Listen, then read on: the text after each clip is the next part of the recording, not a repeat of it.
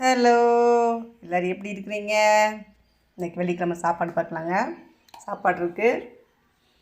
இது பார்த்திங்கன்னா கத்திரிக்காய், முருங்கைக்காய், உருளைக்கிழங்கு போட்டு ஒரு பயங்கரமான சாம்பார். நல்லா இருக்குது பார்த்திங்களாப்பா பருப்பு. ஆமாம். இது அவரைக்காய் பொரியல். அப்புறம் வாழைத்தண்டு கடலப்பருப்பு போட்டு ஒரு பொரியல். அப்புறம் ரசம். அப்புறம் அப்பளம் இருக்குது. மறுபடியும் சொல்லுவேங்க நான். இது நேற்று வச்ச குழம்பு. அப்புறம் தயிர் இருக்குது. இது பார்த்திங்களா, இது மிதுக்கங்காய்ப்பா.